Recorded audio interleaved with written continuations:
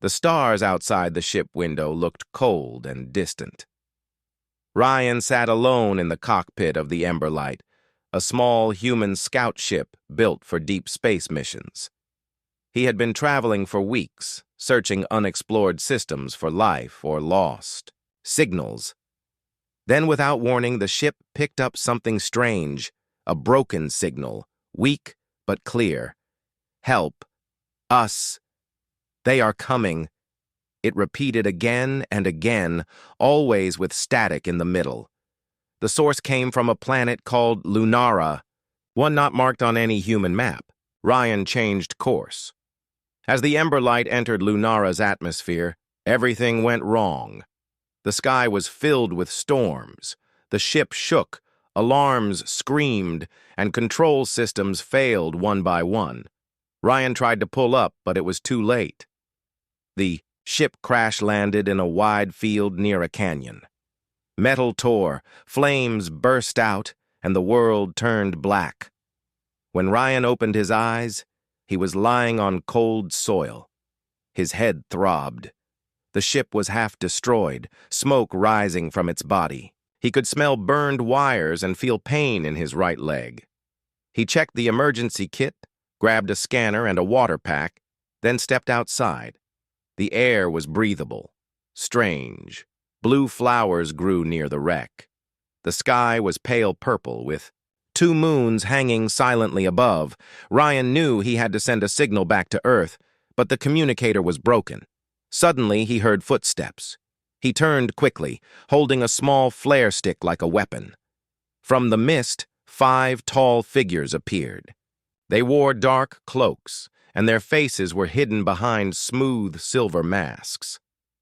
Before Ryan could speak, they raised their hands. A bright blue light flashed, and everything went dark again. He woke up inside a glowing room. The walls were smooth, stone lit by floating crystals. His leg was bandaged. His bag and tools were gone. The door opened, and the cloaked figures returned. One of them stepped forward, removing her mask. She was not human. Her skin was pale silver. Her hair flowed like liquid metal. Her eyes were large and violet, filled with something between curiosity and sorrow. She looked calm, but powerful. "I'm Queen Alira," she said. Her voice was soft but commanding. "You are not welcome here, human." Ryan tried to stand, but pain held him back. "I got your signal," he said, breathing heavily. "Someone asked for help." Alira looked at the others. Then she walked closer and said, "That signal was never meant for your kind. You should not have come." He replied, "I didn't come to fight. I came because someone needed help." Her face showed no emotion. "This planet is not your battleground. Leave it." She turned to walk away, but Ryan noticed something. As she stepped back, her hand reached out slightly and touched his arm. It was only for a second, but it was gentle. She didn't need to touch him, but she did. And when she pulled away, it felt like she didn't want to. Ryan was taken to another room, larger, with open windows carved into the canyon walls. He could see a vast city below, made of shining stone and floating bridges. It was beautiful, but quiet. Too quiet. He was watched constantly, but not harmed. The Virelan people, Aliras, kind, avoided him, but didn't attack. They whispered in their language, always glancing at him from the shadows. Days passed. Ryan learned a few words. He noticed machines in the ruins, old and broken. Some looked like defense weapons. Some looked like transmitters. He also noticed something else, fear. Even the guards were tense. They looked to the sky often, as if expecting something terrible to fall from it. One evening, Queen Alira visited him again. She walked with grace, wearing armor shaped like leaves. She asked, "Why did you really come here?" "I told you," Ryan said. "I came because someone called for help. I thought maybe it was a person who needed saving." "There is no one left to save," she said quietly. "Not here." He looked into her eyes. Then why did you send the signal? She didn't answer. She walked to the window and stared out at the stars. Once, she said, we ruled 10 worlds. My people sang through space and moved like light. Then the Zarnok came, a swarm of machines, endless, mindless. They destroyed our homes one by one. Now we hide. Ryan stood beside her. Hiding won't save you forever. She turned to him, her eyes sharp. And what would you do, human? Fight them alone? Ryan smiled slightly. No, I'd teach others how to fight. Alira stared at him. Her expression softened just a little. You don't belong here, she said again. But her voice was quieter now. She stepped closer to him. Leave this planet. But as she said the words, her hand gently rested on his, and she didn't let go. Ryan stood near the wide window of the stone tower, looking down at the city beneath him. The sky over Lunara was always strange. Soft purple clouds and twin moons that never blinked. The city below was quiet, almost too quiet. Towers of silver. Stone rose from the canyon floor, glowing faintly. Floating platforms carried cloaked people from one side to another, but there was no laughter, no music, and no sound of life. This was the city of Thalan, the heart of the Virulent people, and it felt like a city waiting for the end. Rian had been in the tower for 3 days. He was not treated like a prisoner, but not trusted either. He was given food, light, glowing fruits and clear water, but never allowed outside without 2 guards beside him. They spoke little. Ryan tried to talk, but they only replied with short words or silence. Every morning, Queen Alira visited him. She always came alone. She asked him questions about Earth, about human history, about wars and machines. Ryan answered honestly. He told her about the great human uprising, about the solar defenses, and how Earth had once been close to extinction, but survived by working together. Alira listened, always calm, always quiet. Sometimes she asked deeper questions. Why did your kind fight when they were outnumbered? Or, why do humans care for strangers? Ryan would answer, because we hope, even when it's foolish. And sometimes, when she turned to leave, her fingers brushed his. Not by accident. On the 4th day, Alira took him beyond the tower. 2 guards followed as they walked through the glowing streets. The city was filled with tall, elegant structures. Blue light ran through lines in the stone. Strange symbols marked the walls. The people watched Ryan carefully. Some turned their backs. Others whispered. Children hid behind their mothers. Old ones lowered their eyes. Ryan asked softly, "Why are they afraid?" Alira replied, "They remember the last time an outsider came. He brought promises. He brought hope. He also brought death." She led him into a large hall made of crystal glass. Inside were tall machines, now silent. Holograms flickered above them. Stars, maps, enemy movements. "This is our war room," Alira said. "Still working?" Ryan asked. "Not anymore.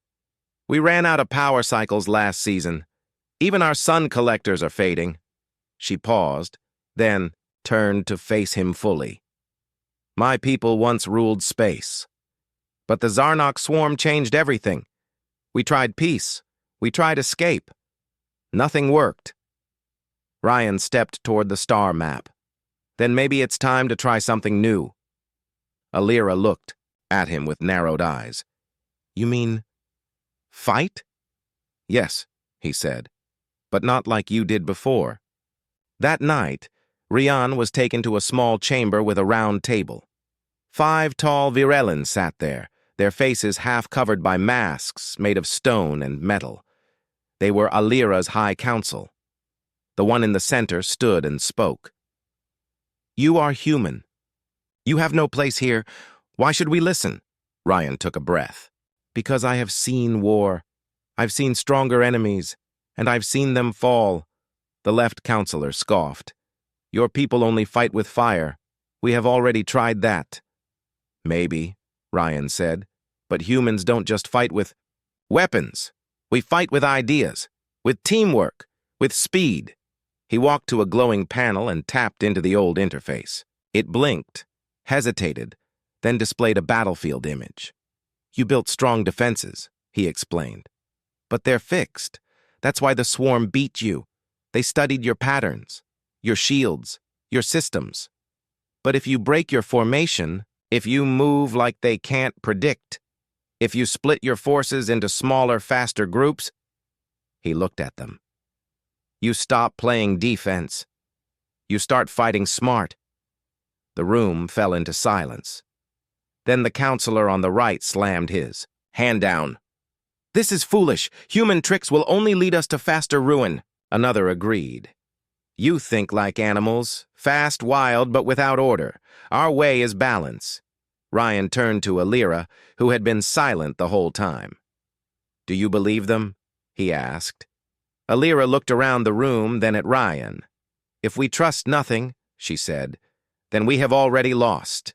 That night, Ryan returned to his room. He sat by the window, looking out at the quiet city. The people didn't cheer. They didn't celebrate. The decision to try his strategy had not been made yet, but something had shifted. He could feel it. A knock came at the door. It was Alira. She stepped inside, removing her cloak. She wore a simple robe, her long silver hair falling over her shoulders. She looked different. Not like a queen, but like someone carrying too much pain. You were brave, she said. Not brave, he replied. Just tired of running. Alira sat beside him. For a long time, they said nothing.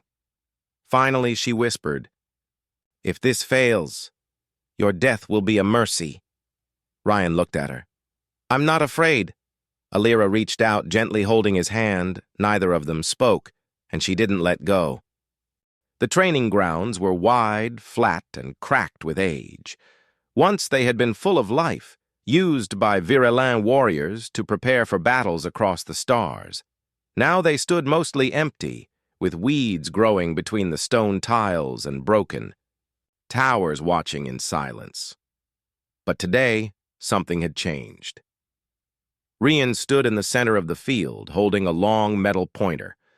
Around him, 12 young Virellans stood in a loose half-circle. Each wore light armor, smooth and pale like bone. Their faces were cautious, even doubtful. All right, Rian said, pointing to a spot in the dust. Imagine the enemy comes from here. What do you do? One of the young warriors, a tall girl named Tali, raised her chin. We form the wall. Like always, shields front, line tight. Ryan shook his head. No, that's the old way. The swarm has already broken that formation. Another, named Vern, crossed his arms. And what do you suggest, human? We run around like birds? Ryan smiled slightly. No. I'm saying you move like a stream, split into small teams, hit from all sides, then vanish before they can hit. Back, Tali frowned. That's chaos. No, Ryan said. That's what saved Earth. For the next few days, Ryan trained them. He showed them how humans fought when they were weak, how to use the land, how to think in motion. He taught them to strike fast, then disappear, to trust each other instead of walls. At first, they laughed. They fell. They failed. But slowly, things began to change. Tali led her group through the stone ruins and returned without being seen. Vern learned how to use shadows to cover movement. Others began to respect Ryan, not because he was strong, but because he understood survival. Each evening, Queen Alira watched from the edge of the ground. She said nothing, but Ryan always felt her presence. She wore a long cloak and held her hands behind her back, her eyes fixed on the movements, her mind clearly judging each moment. One evening, when training ended, Alira walked with Ryan through the old corridors. You're changing them, she said softly. I'm not changing, Ryan replied. They're just remembering how to adapt. She stopped and turned to him. What if this is a false hope? What if it only delays our end? Ryan looked into her eyes. Then it's better than waiting for death. For a moment she said nothing. Then, with a voice that almost broke, she said, You sound like my brother. You had a brother? Ryan asked. Alira nodded. He believed in fighting back. He disobeyed the council and took a fleet into battle. The swarm crushed him in minutes. Ryan placed a hand on her shoulder. Then I'll help you win without losing anyone else. She didn't answer, but her hand found his again. And again, she didn't let go. The next morning, an alarm rang through the silent city. Bright lights flashed in the sky. Soldiers rushed to high points. Guards took positions on the towers. Ryan ran outside to see what was happening. He saw long shadows moving across the clouds, drones shaped like spinning blades, flying in fast and low. They found us, a guard shouted. The swarm had sent a scout attack. A few drones crashed into the canyon wall. Others landed near the lower market area. Panic broke out among the citizens. Ryan grabbed a comm device and called out, Tali, Vern, fall into pattern 2. Circle the lower path and attack from the rear. The Viraline trainees moved fast. They were no longer untrained. They had learned. While others stood frozen, Ryan and his small team struck the drones using speed, surprise, and smart timing. They worked in pairs. They confused the enemy. They pulled it apart. Ryan saw Queen Alira jump into the fight with a silver blade. She moved with beauty and power, leading her guards into the center. Her eyes met Ryan's once during the battle. She gave a small nod of respect. Within 20 minutes, the scout drones were destroyed. Cheers broke out. Some guards even clapped Ryan on the shoulder. For the first time, he felt something new. He wasn't just a guest, he was a part of them. Later, that night, the council called another meeting. This is only the beginning, said one elder. The swarm now knows where we are. They will come with full force, said another. One voice added, We must flee. Move the city again. Hide deeper. Ryan stood before them. You can't run forever. They'll find you again. They always do. Silence. Then Queen Alira stood. No more running, she said firmly. We fight. With a new plan. A human plan. Some council members objected. Others looked unsure. But no one could deny what they had seen with their own eyes. The drones defeated, the people protected, and the city still standing. Ryan spoke again. We'll need time, weapons, training, but we have something the swarm doesn't. And what is that? One asked. Ryan replied, We care. We fight for each other. That's something no machine can copy. After the meeting, Alira walked with Ryan to the upper tower. The decision is made, she said. We will fight. Ryan nodded. You made the right choice. Alira stopped at the railing, looking out at the stars. You have changed us, even me. Ryan stood beside her. Maybe it was always inside you. A soft breeze moved through her hair. She turned to face him. If you die here, she whispered, I will not forgive the stars. Ryan smiled gently. Then I guess I better not die. She placed her hand in his, and once more, she didn't let go. The sun on Lunara rose slowly, casting soft blue light over the silver towers. A quiet wind moved through the stone streets, and for the first time in many years, the city of Thalan did not feel like it was waiting to die. Instead, it felt like it was preparing to live. At the center of the old training grounds, Ryan stood with his arms crossed, watching two teams of Viraline warriors run a combat drill. Their movements were sharp, faster than before.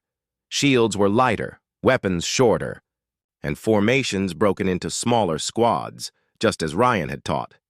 They were learning fast. Even Tali and Vern, who once doubted him, were now leading their own units with confidence. He smiled as Tali rolled under a low beam, spun, and tagged a drone target behind her. Vern used the high rocks to set a perfect trap, catching the dummy attacker from above. The rest of the team followed in perfect timing. It looked almost human. Queen Alira stood nearby, her arms folded, a slight tilt to her head as she watched. She wore training armor today, light, polished, and close to her body. Her hair was tied back, her expression focused. "These drills are impressive," she said. Ryan nodded. "They've come a long way. When I arrived, they barely moved as a unit." She looked at him with calm eyes. "They moved like we always did. That used to be enough." He replied, "It's not about forgetting your way. It's about surviving long enough to keep it alive." Alira nodded slowly. "You speak like someone who has seen loss." "I have," Ryan said quietly. "We nearly lost Earth once, but we learned. We changed. We fought not to win, but to outlast." Alira stepped onto the training field. The young warriors stopped immediately, bowing in respect. She raised her hand. "At ease. Today, I train with you." Gasps followed. The queen had not entered, training combat for years. Some believed she never would again. Alira chose a spear from the rack and turned to Ryan. "You will lead the opposite side." Ryan blinked. "You want to spar with me?" A soft smile touched her lips. "Unless you're afraid." He shook his head and picked up a practice staff. "Let's see what a Viralan queen is made of." The mock battle began. Alira moved like wind, fast, graceful, and deadly. She used her spear with perfect balance, spinning, dodging, and landing. Clean strikes. But Rian had his own rhythm. He didn't match her elegance, but he fought with unpredictability. Short movements, sudden feints, strange angles. The trainees watched in silence as the two moved across the field. Neither aimed to hurt, but both were serious. Alira struck forward. Ryan blocked. Ryan swept low. Alira jumped. They danced, both sweating, both focused. Finally, Ryan dropped to one knee, hooked her ankle, and gently brought her to the ground. "Three." Field went silent. Then Alira laughed, a soft, genuine laugh. It was the first time Ryan had heard it. She looked up at him and said, "You cheat." He grinned. "I adapt." She took his hand as he helped her up. Her fingers stayed wrapped around his, and again. She didn't let go. Later that day, Ryan gathered the main team in the war room. He had drawn a simple map of Lunara and the outer zones. Alira stood beside him, listening carefully as he explained. "The Zarnok swarm doesn't think like we do. They don't send messages. They don't argue. They just search and destroy." He pointed at the canyon entrance. "This is where their scout drones came through. That means their main force isn't far. Maybe days, maybe less." Vern asked, "So we wait for them to come?" "No," Ryan said. "We prepare traps. We confuse them. We make them think we're somewhere else, then strike from the side." Tali added, "We use their own movement against them." Ryan nodded. "Exactly." Alira looked at the map. "And if they come with more force than we expect?" Ryan met her eyes. "Then we still make them bleed for every step." That evening, Ryan sat near the garden tower, where small glowing plants swayed in the wind. The stars were out, twin. Moons lighting the sky. Alira joined him. They sat in silence for a while, side by side. Then she spoke. "My people have not laughed in years," she said softly. "Today they did." Ryan smiled. "That means they remember they're still alive." Alira looked at him. "You brought something here. Something we lost." He looked at the sky. "Hope?" She nodded. "Yes, hope. They sat quietly again, until Alira turned and asked, "If you had the chance to leave now, would you go?" Ryan didn't answer right away. Then he looked at her and said, "No." "Why?" He reached over, gently taking her hand. "Because you didn't let go." She looked at their hands, then at his face. "I won't," she whispered. The next morning brought new signs. Scouts returned from the outer cliffs. Their report was short and cold. "They're coming." Huge shapes were seen in the distance. Dark, metal, moving like shadows. The sky near the horizon was already dimming even before the sun began to fall. The swarm was close. Alira stood before her people in the city's central square. For the first time in many years, the city gathered in full. She looked strong, not just as a queen, but as a leader ready to stand and fight. She raised her voice. "The swarm is near. But this time, we do not run. This time, we stand, with new ways, with new strength, and with a new friend." She turned to Ryan. "This human came from the stars. We told him to leave. He stayed. We gave him fear. He gave us courage. Now, we fight together." The people raised their weapons. They cheered, not from habit, but from belief. Ryan stood beside her, and as they looked at the stars, she reached for his hand. Once more, she didn't let go. The air over Lunara grew colder as the twin moons rose higher in the pale sky. The once quiet city now hummed with tension and purpose. The people of Thalan moved like a living machine, fast, quiet, and focused. Everywhere, soldiers checked weapons, repaired armor, and ran through final drills. The walls, once empty and cracked, now thrummed with energy. The Viralan were ready to face the enemy, but in the war room, Ryan and Queen Alira watched the star maps with worry. The swarm was close. Scouts returned with new reports. "Swarm ships spotted near the outer moons," one said. "Drones multiplying faster than expected." Alira's violet eyes narrowed. "They are stronger than we thought." Ryan stepped forward. "Then we have to be smarter." The council was divided. Some called for immediate evacuation. Others urged hiding deeper in the canyons. "Leave now," one elder said, voice shaking. "We cannot win." Ryan's gaze was steady. "Running means losing everything we fought for." Alira stood tall beside him.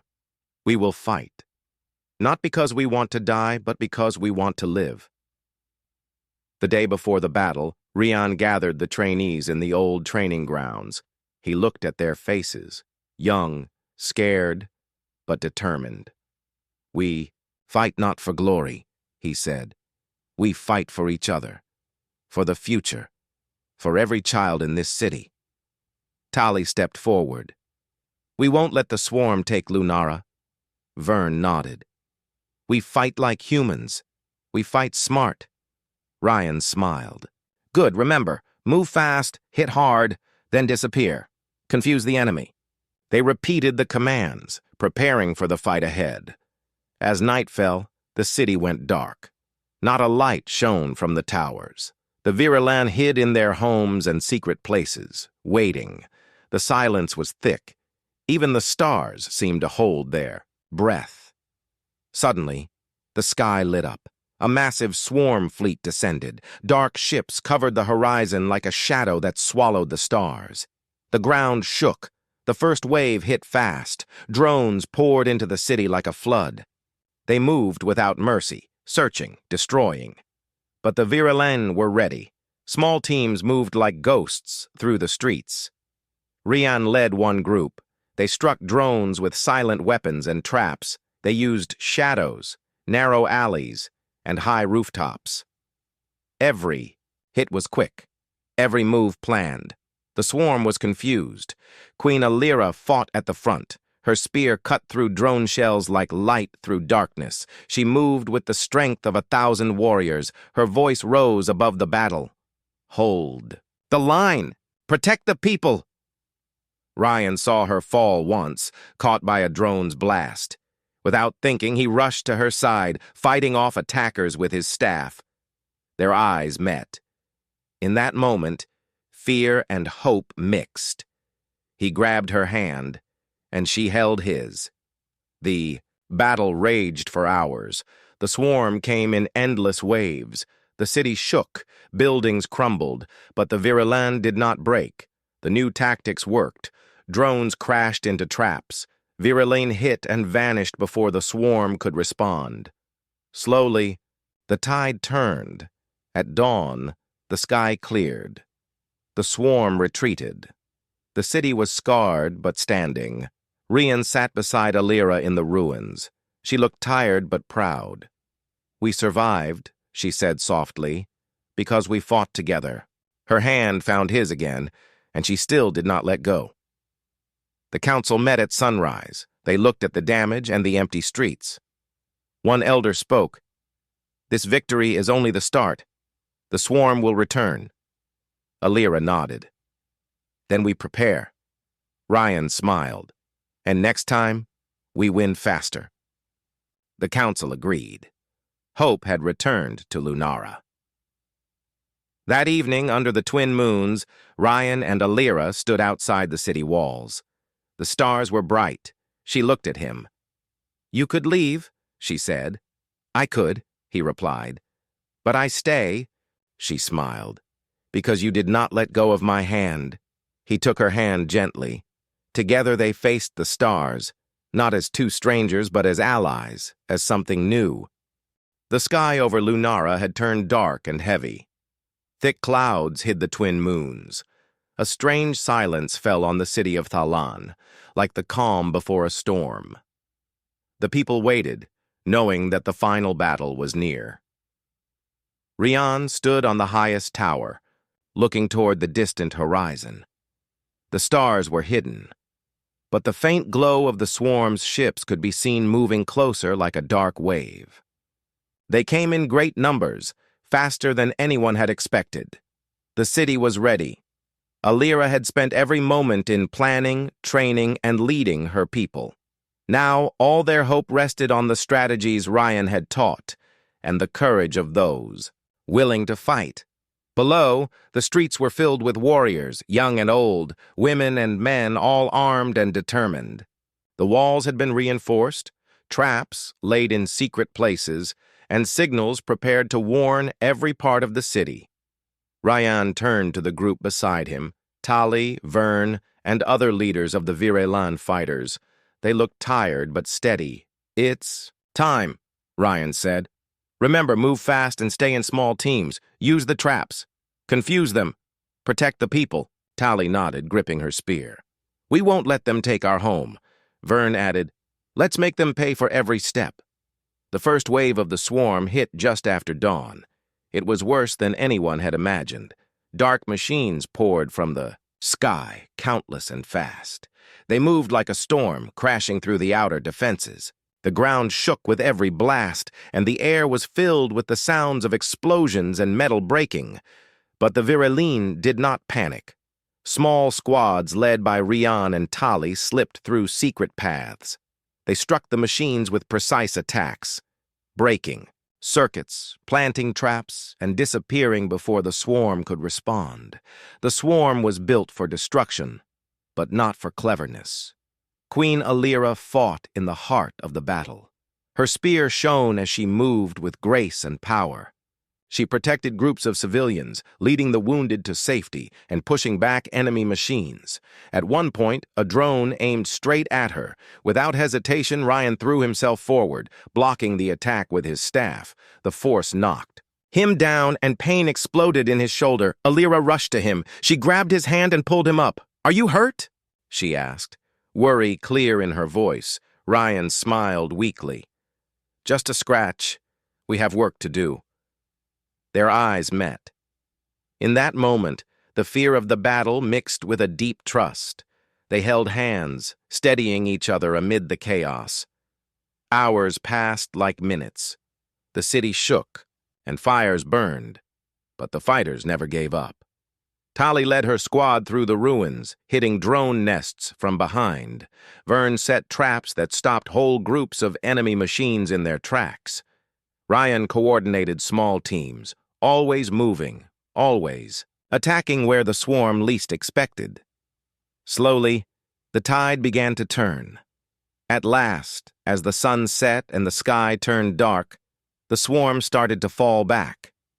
Their machines were damaged, their numbers smaller. The survivors of the city cheered, but the cost was clear.